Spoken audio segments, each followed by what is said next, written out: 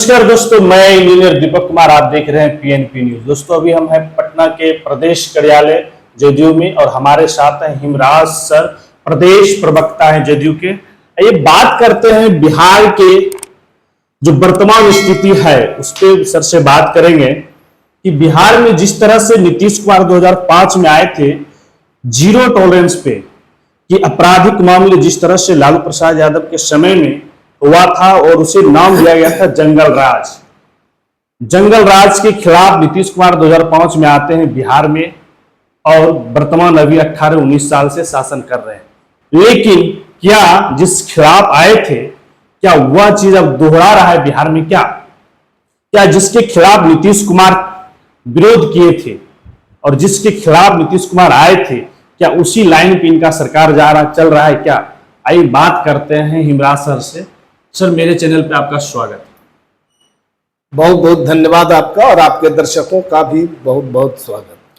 जिस तरह से सर आपकी सरकार नीतीश जी 2005 में आते हैं एक जंगल राज के खिलाफ, आपराधिक मामले और भ्रष्टाचार के खिलाफ, क्या वो चीज दोहरा रहा है क्या?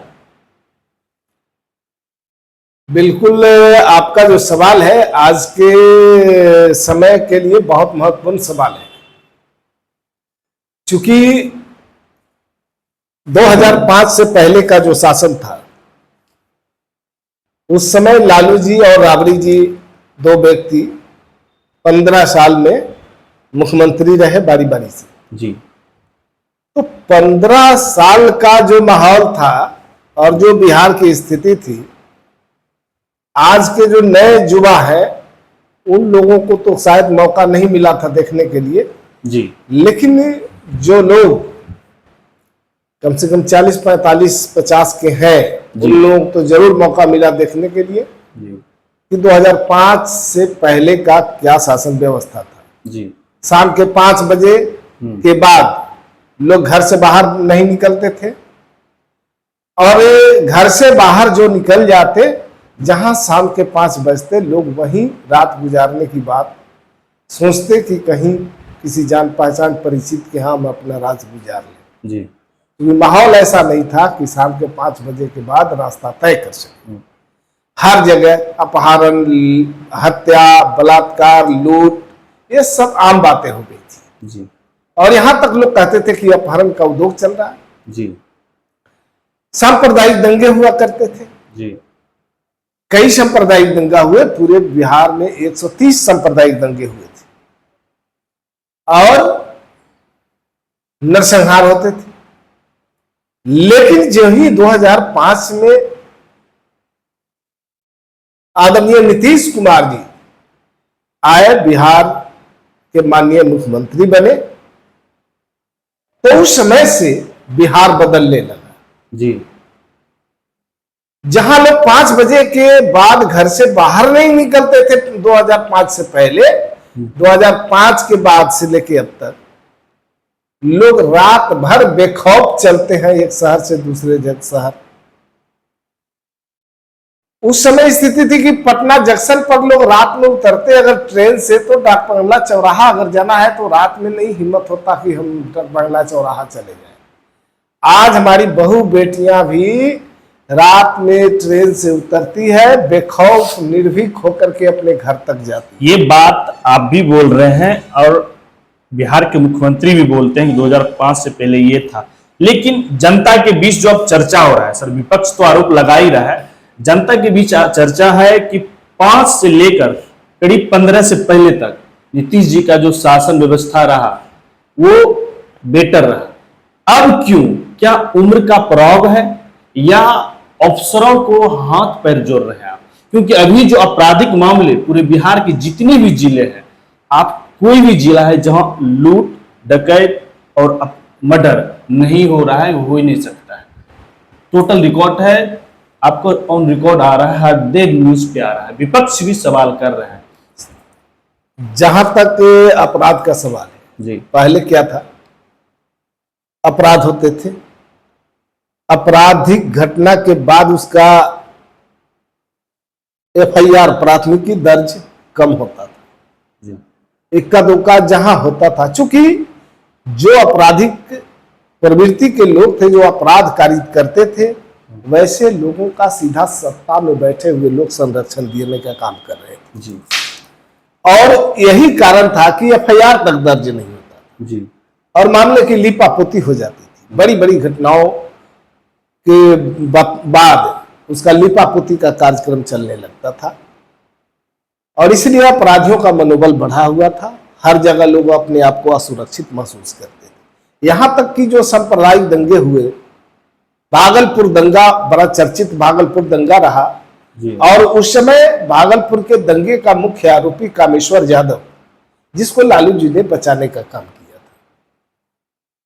नीतीश कुमार जी जब सत्ता में आते हैं तो भागलपुर दंगा के लिए जांच के लिए एक आयोग का गठन होता है, जी जांच होती है जी और फिर वही जो आयोग ने अनुशंसा किया कि भाई इसमें जो मुख्य आरोपी है वो खुलेआम घूम रहे हैं, तो उस पर फिर प्रोसीडिंग चला, उसे सजा मुकर्रर हुई। जी यहां तक कि उस घटना से जो प्रभावित लोग थे, जी जो बेघर हो गए थे, वैसे लोगों को सरकार 5,000 रुपया प्रतिमाह उस परिवार के पीड़ित व्यक्ति के आश्रितों को देना शुरू की। जी जो लोग बेघर हो गए थे उनके घर बनवाए गए। जी तो ये सब काम हुआ है, लेकिन अब सांप्रदायिक दंगे नहीं होते। पहले सांप्रदायिक दंगे होते थे, खूब होते थे, अब सांप्रदायिक दंगे नहीं होते। पहले नरसंहार होते थे, अब नरसंहार नहीं होते। आप दो मुद्दे से 2005 से सरकार में शासन कर रहे हैं बिहार में, एक था आपराधिक, एक भ्रष्टाचार। भ्रष्टाचार पर क्या बोलिएगा? आपके वर्तमान स्थिति में बिहार में करीब 10 से 15 के अंदर पुल पुलिया ध्वस्त हुआ, इस पे भी थोड़ा सा प्रकाश डालें।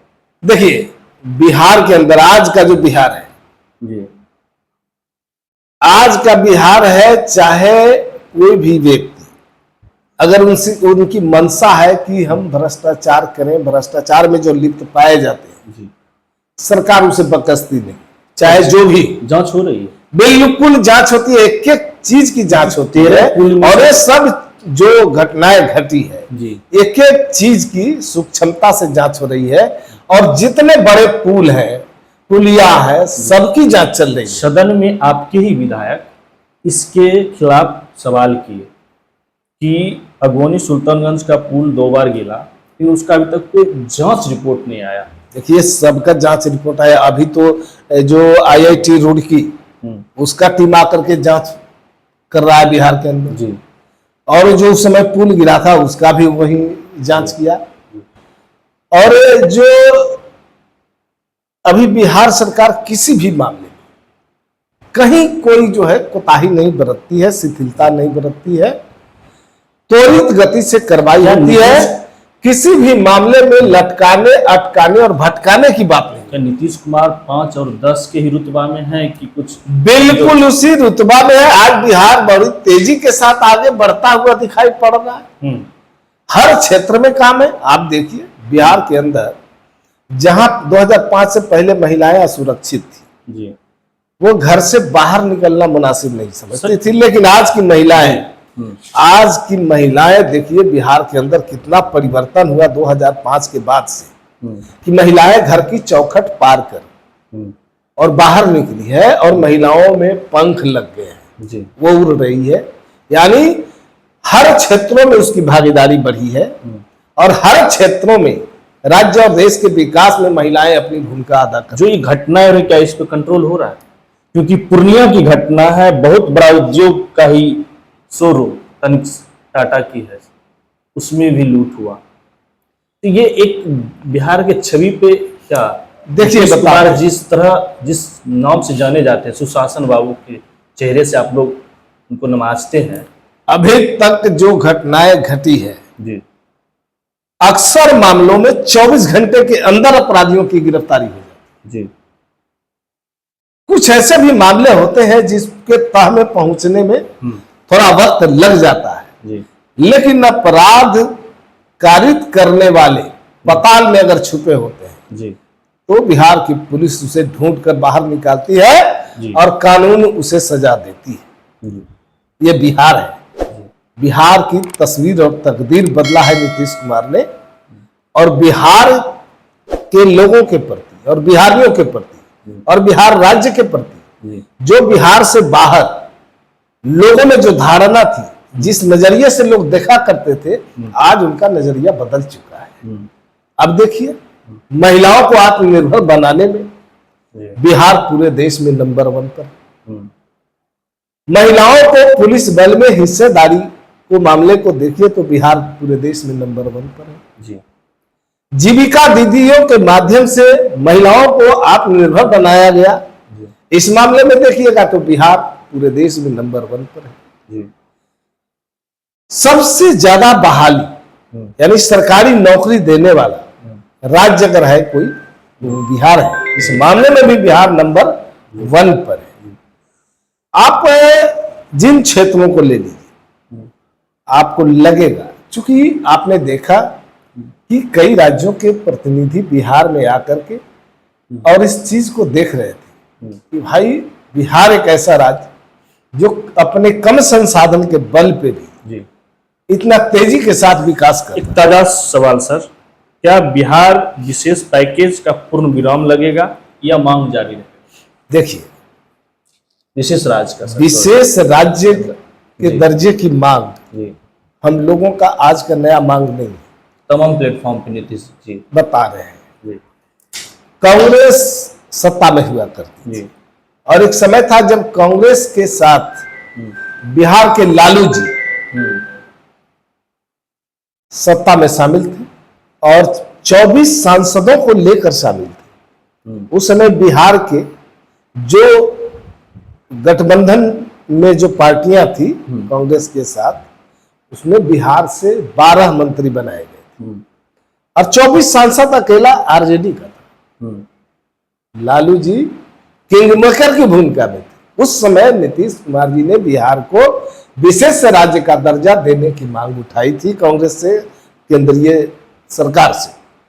लेकिन लालू जी को नीतीश कुमार जी के मांग का समर्थन करने के बजाय, यानी बिहार के हित में अगर वो सोचे होते, बिहारियों के लिए अगर उनके दिल में दर्द होता, पीड़ा होता, तो निश्चित रूप से नीतीश कुमार जी को वो विशेष राज्य के दर्जे की मांग को लेकर समर्थन करते और केंद्र की सरकार पर दबाव बनाते, तो निश्चित रूप से हमें बिहार को विशेष राज्य का दर्जा उस समय मिल गया वर्तमान स्थिति। लेकिन आज की तारीख में अब तो 12 सांसद उनके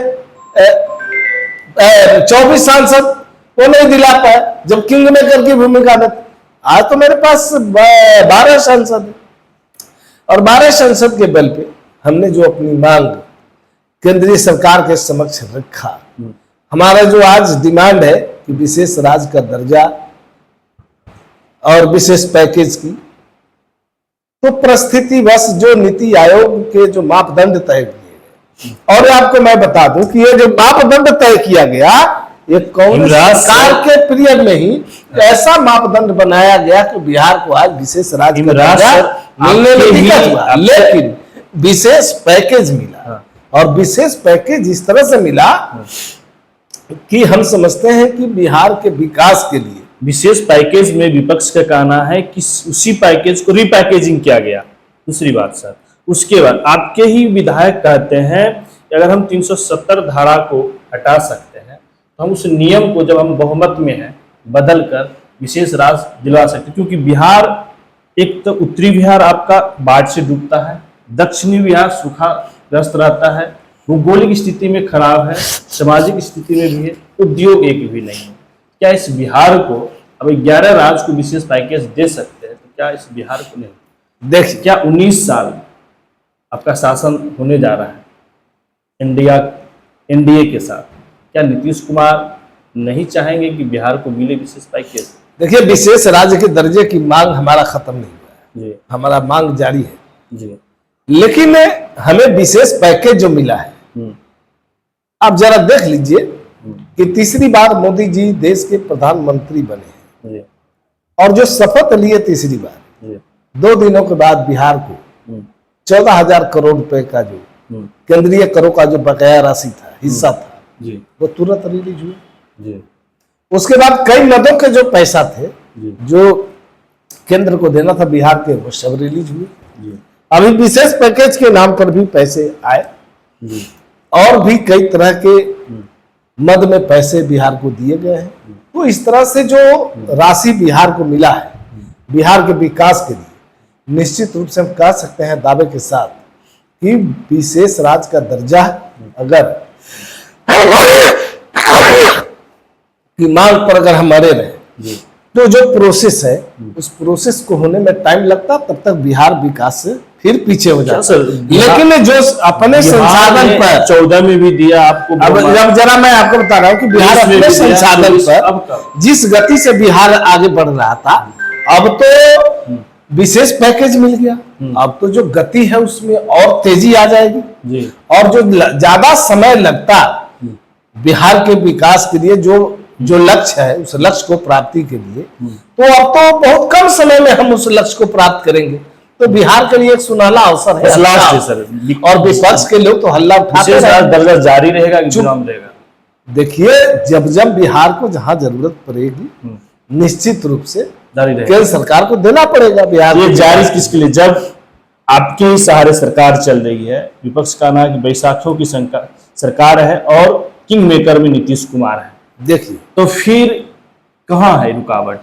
किंग मेकर लालू जी थे जब कांग्रेस की सरकार थी जी, वो जब चाहते सरकार गिर सकती। नीतीश जी नहीं है मैं तो 24 सांसदों के साथ थे, अकेला 24 सांसद थे लालू जी के पास। आज हमारे पास तो 12 सांसद। लेकिन एक बात मैं साफ तौर पर बता देना चाहता हूं कि नीतीश कुमार जी पूरे बिहार की चिंता अगर उनको थी तो वो विशेष राज्य का दर्जा मांग रहे थे, और लालू जी को अपने परिवार की चिंता थी तो वो कह रहे थे कि हमको गृह मंत्री बना दीजिए। तो जिसे बिहार की चिंता है वो बिहार के विकास के लिए सोच रहा है, और जिसे अपने परिवार की चिंता है वो अपने परिवार की संपत्ति बढ़ाने के लिए, ताकत बढ़ाने के लिए। नीतीश कुमार को आज भी चिंता है। आज भी नीतीश कुमार जी को बिहार के तमाम लोगों के लिए चिंता है, बिहार के विकास के लिए चिंता है, बिहार को आगे बढ़ाने के लिए चिंता है। तो क्या नीतीश कुमार, 3 पुनः रिपीट कर देंगे सर, शॉर्ट कर दीजिएगा। आपराधिक मामले, भ्रष्टाचार, ये कंट्रोल होगा या नीतीश कुमार जी से अब बाहर हो चुके हैं? नीतीश कुमार जी के संकल्प के आधार पर भ्रष्टाचार से हम कभी समझौता नहीं कर सकते, ठीक, उसको बख्शेंगे नहीं जी, चाहे वो कोई भी हो जी।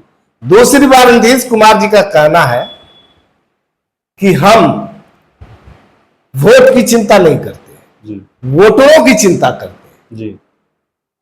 तो वोटर की चिंता इसलिए करते हैं कि हम पूरे बिहारियों से प्यार करते हैं और पूरा बिहार मेरा परिवार। क्या बिहार की जनता सुनिश्चित करे कि नीतीश कुमार उन्हें सुरक्षित रखेंगे अपराधों से? निश्चित रूप से नीतीश कुमार जी के शासन में बिहार की जनता सुरक्षित है, खुशहाल है, बेरोजगारों को सरकारी नौकरी है, बेरोजगारों के रोजगार के लिए अवसर है और नए नए अवसर भी सृजित किए जा रहे हैं। ये बिहार इस मामले में बहुत आगे है। धन्यवाद सर। आपने देखा कि प्रदेश प्रवक्ता हैं इमराज सर ने और अपना बातें रखने का काम किया। इनके बातों से कितना सहमत है, नीतीश जी के सरकार से कितना सहमत है, अपना राय प्रतिक्रिया जरूर दीजिएगा। और बिहार में जिस तरह से आपराधिक मामले पे विपक्ष उठा रहे तमाम मुद्दे के आपराधिक मामले बढ़ गए नीतीश कुमार में और भ्रष्टाचार, ये क्या इस मुद्दे से आप कितना सहमत है, अपना राय प्रतिक्रिया जरूर दीजिएगा। मैं आपका भाई इंजीनियर दीपक कुमार, धन्यवाद, जय हिंद।